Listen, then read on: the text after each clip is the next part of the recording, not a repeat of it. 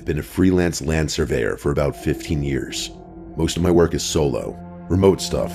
I'm usually camping out for days at a time in places nobody else is going to. I actually prefer it that way, or at least I used to. This happened about 4 years ago. I'd been hired to survey boundary markers on a parcel up in the mountains near the Clearwater region in Idaho. Remote doesn't even begin to describe it. It was 6 miles of hiking just to reach where I set up camp. I filed my route with the local ranger station like I always do, and I packed a week's worth of supplies. The first day went smooth. I found 3 markers, logged everything, and made it back to camp before dark. The forecast had called for cold and light snow, and that's pretty much what I got. By the second day, though, things started to change. We got way more snow than expected. The next marker was only about a mile out of the way, so instead of calling it right then and there, I figured, what the hell? That was a mistake. I honestly still think about how stupid it was not to just hunker down or make it out of the woods when I had a chance. The terrain was all hidden rocks and icy slopes under fresh snow, so to translate, the worst possible conditions to hike through. I was picking my way down a short embankment when my boot hit a patch of ice I never saw. One wrong step like that and you could die, and I mean that literally. I slid probably 15 feet before catching myself on a tree root. I was lucky not to have slid further, but the pain in my right ankle was instant. I tried to tell myself I was fine, but the moment I stood up, I audibly groaned in pain. I couldn't put much weight on that leg, and I knew it would be a few hours before I'd be able to walk normally. I was so mad at myself, but there was nothing I could do. I abandoned the rest of the work right there. No markers worth getting stranded over. I painfully made my way back uphill to the main trail and started the slow hike back toward camp. But after a few minutes, I noticed boot tracks on the trail, which seemed to have come from further into the woods on my left. They were heading in the same direction I was going, and they looked somewhat fresh, which I could tell by how sharp the edges were, despite the fact that it was snowing. I figured it was probably a hunter, or maybe someone from the landowner's crew checking on the property. It's not unusual to cross paths with people out there, even in remote areas. I didn't think much of it.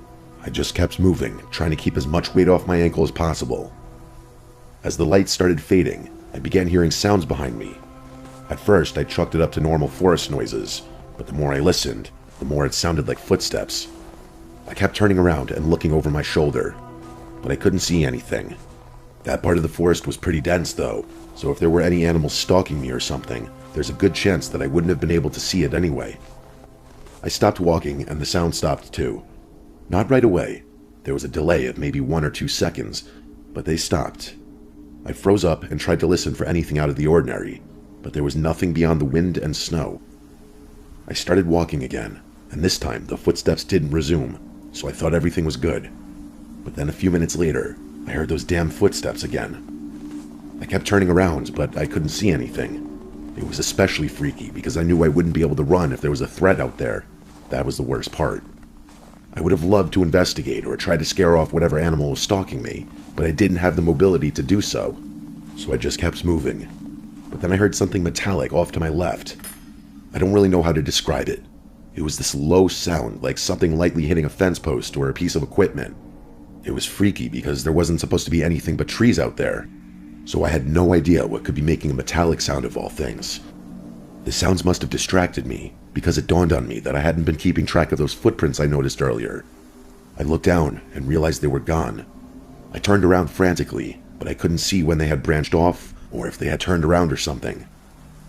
I kept looking to my left, trying to see through the trees so I could at least spot whatever had made the sound. My eyes locked onto something, and the alarm bells started going off in my brain. There was another set of footprints coming out of the tree line on my left, running parallel to mine through the snow. They weren't that far away, which was the most concerning part. Whoever had been ahead of me on that trail was now walking alongside me through the trees. At that point, I was so scared that I wasn't thinking straight. I should have kept my mouth shut. I should have just kept going. But instead, I spoke up, asking if anyone was there. I didn't get an answer, and after about 20 seconds of waiting, I knew I had to get out of there. But my stupid ankle was still killing me, so I couldn't move that fast. I wanted to run or at least jog, but I couldn't. I was pretty close to camp though, so I just told myself if I kept moving, I'd be fine. I wasn't hearing footsteps behind me anymore, which was good, but I knew there was someone out there, someone who had been ahead of me at one point, which did make sense. I was really close to my sight when I heard the sound of a heavy branch snapping from somewhere behind me. It obviously wasn't a natural sound, or I wouldn't bother mentioning it. I didn't stop moving. I kept thinking about how if I just made it back, I'd be good.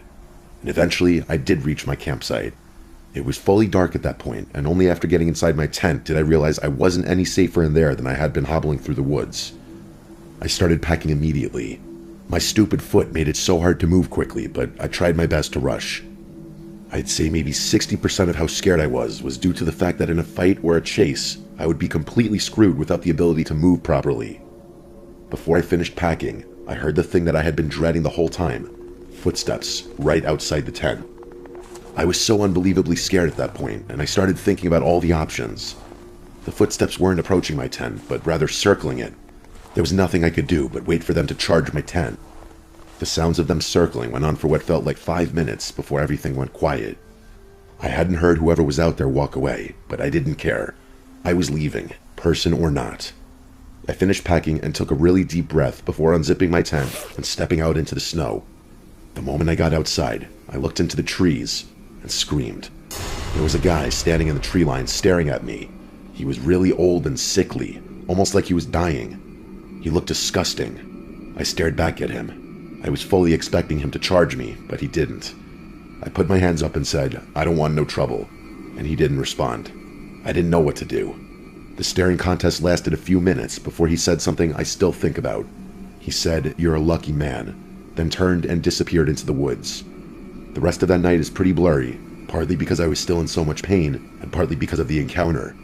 If that guy wanted to fight me or kill me, he probably could have. With my ankle all messed up, there would have been nothing I could have done. I finished packing and left, not even caring about it being dark. When I eventually got checked out, I was told I had severely sprained my ankle, and it was a miracle I hadn't messed it up worse by walking. I ended up reporting that freak in the woods, but I know nothing was going to come of it. I didn't take another winter contract for almost a year. I still do remote work, it's my livelihood and I'm good at it, but I don't camp alone on winter assignments anymore. I either bring someone with me, or I turn the job down. This is still the scariest thing that has ever happened to me.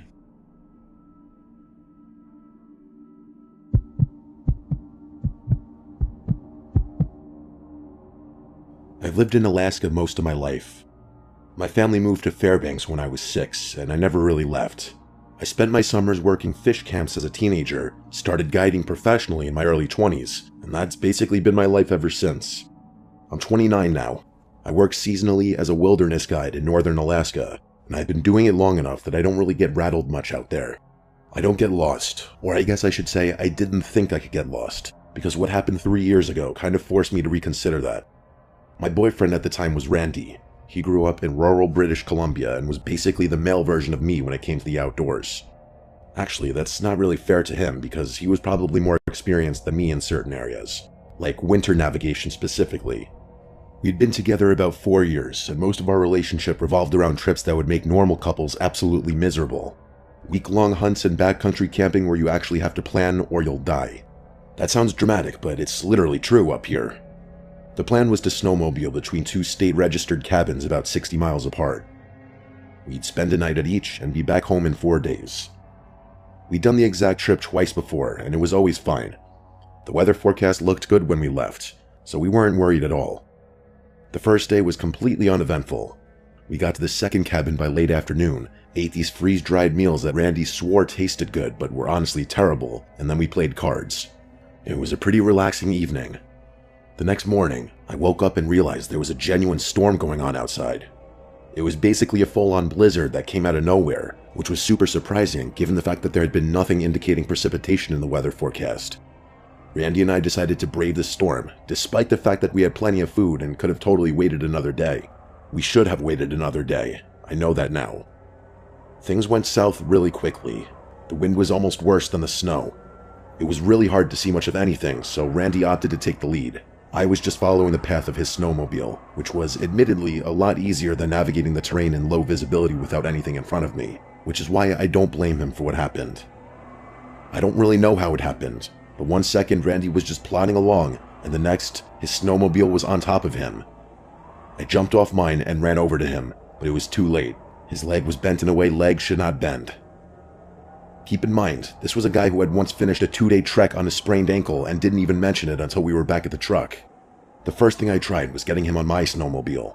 That was the obvious move. Just get him on the back and ride us both to the cabin. But Randy's 6'2" and probably 220 at the time, and those aren't like ATVs where you can just throw someone on the back and go. An Arctic Cat in deep snow is already a lot of machine to handle by yourself. I got him up once, kind of half dragged him onto the seat behind me, and he lasted maybe 10 seconds before he slid off the side. The sound he made when he hit the ground is something I never want to hear again. I tried one more time, and it was worse. He couldn't grip with his legs at all, and every time the machine shifted even slightly, he'd start to go, and there was nothing I could do to hold him and steer at the same time.